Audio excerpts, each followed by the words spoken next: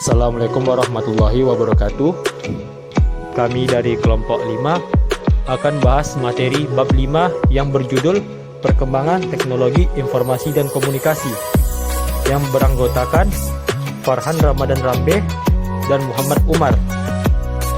Yang pertama, mengenai materi Perkembangan Teknologi Informasi dan Komunikasi yang akan dibahas oleh Farhan Ramadan Rambe, dan selanjutnya materi mengenai ilmu pengetahuan teknologi informasi dan komunikasi yang akan dibahas oleh Muhammad Umar.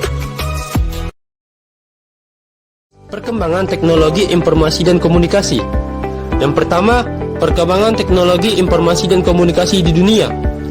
Perkembangan TIK ini diawali sejarah yang berlangsung hingga 3000 sebelum Masehi. Manusia pada zaman ini masih belum mengenal teknologi, sehingga mereka mencoba berkomunikasi memakai gambar yang mereka gambar di dinding goa tempat mereka tinggal. Kemudian, cara berkomunikasi mereka berkembang, yaitu mereka memulai memakai bahasa isyarat sebagai komunikasi mereka sehari-hari. Selanjutnya, kemampuan mereka semakin bertambah lagi, sehingga mereka mampu menciptakan alat yang dipakai untuk menyampaikan informasi. Contohnya kentongan yang terbuat dari tanduk hewan. Setelah mereka bisa menyampaikan informasi lewat bahasa isyarat dan kentongan, mereka juga memulai menciptakan sebuah simbol, yaitu piktograf yang dipakai untuk melambangkan huruf. Setelah memasuki zaman prasejarah, manusia mulai memasuki zaman sejarah yang berlangsung pada 3000 sebelum Masehi sampai 1400 sebelum Masehi. Pada zaman ini, ilmu pengetahuan mulai berkembang. Manusia mulai mengasah kecerdasannya, sehingga hal ini tembak langsung terhadap perkembangan teknologi informasi dan komunikasi. Contohnya, bangsa Mesir menciptakan hieroglif yang berupa simbol pada tahun 2900 sebelum Masehi, dan pada tahun 500 sebelum Masehi kertas sudah ditemukan, dan Cina mengembangkan kertas seperti pada saat ini. Perkembangan TIK masih berlangsung hingga zaman modern, dari tahun 1400 sebelum Masehi sampai sekarang. Seperti yang kita lihat, perkembangan TIK pada zaman modern ini jauh lebih berkembang daripada zaman sebelumnya. Ditunjukkan dengan penemuan telegraf dan telepon sampai handphone, dan saat ini berkembang menjadi smartphone. Dan penulisan program komputer pertama kali hingga penemuan televisi pun terjadi pada zaman modern ini. Dan selanjutnya adalah penemuan terbesar pada zaman modern ini, yaitu penemuan internet dan website. Masyarakat bisa memakai internet untuk mencari segala informasi yang mereka butuhkan. Indeks Pembangunan Teknologi Informasi dan Komunikasi atau IPTIK. Indeks Pembangunan Teknologi Informasi dan Komunikasi dikembangkan oleh International Telecommunication Union atau ITU dengan nama ICT Development Index. IPTIK sangat penting sebagai ukuran standar tingkat pembangunan TIK di suatu wilayah yang dapat dibandingkan antar waktu dan antar wilayah. Selain itu, IPTIK juga mampu mengukur pertumbuhan pembangunan TIK, mengukur gap digital atau kesenjangan digital antar wilayah, dan mengukur potensi pembangunan TIK. Tahun 2019 merupakan tahun keempat BPS melakukan perhitungan IPTIK dengan metode terkini berdasarkan buku Measuring Information Society 2016 yang dipublikasikan oleh ITU. Di dalam perhitungannya terdapat 11 indikator penyusun IPTIK yang terbagi dalam 3 subindeks, yaitu subindeks akses dan infrastruktur, subindeks penggunaan, dan subindeks keahlian. Data yang digunakan untuk perhitungan IPTIK bersumber dari data BPS dan data sekunder dari Kementerian Komunikasi dan Informatika.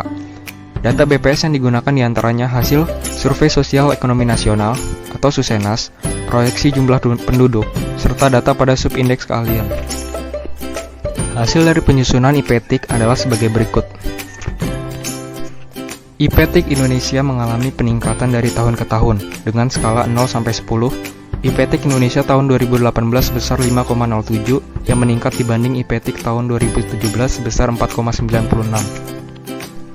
Secara umum, terjadi peningkatan nilai IPTIK provinsi di Indonesia dari tahun 2017 ke 2018. Provinsi dengan IPTIK tertinggi adalah DKI Jakarta, yaitu 7,14 di tahun 2018. Nilai ini meningkat dari IPTIK 2017 sebesar 6,95. Sedangkan provinsi dengan IPTIK terendah adalah Papua, yaitu sebesar 3,30 di tahun 2018, menurun dari 3,50 di tahun 2017. Perkembangan teknologi informasi dan komunikasi saat ini. Grafik perkembangan teknologi informasi dan komunikasi Indonesia. Dalam 4 tahun terakhir, secara umum terlihat kecenderungan positif dalam beberapa indikator teknologi informasi dan komunikasi di Indonesia. Dari sisi komunikasi, pelanggan telepon per 100 penduduk terus meningkat hingga tahun 2017, lalu menurun di tahun 2018 sebesar 121,04, yang menunjukkan bahwa satu penduduk berlangganan lebih dari satu kartu. Perkembangan penetrasi internet di Indonesia juga mengalami kecenderungan positif, yaitu dari 21,98 di tahun 2015 menjadi 39,90 di tahun 2018. Peningkatan penetrasi ini didukung oleh perluasan penyediaan broadband internet di Indonesia. Pelanggan aktif mobile broadband meningkat hingga tahun 2017 dan menurun di tahun 2018 menjadi 88,12 per 100 penduduk.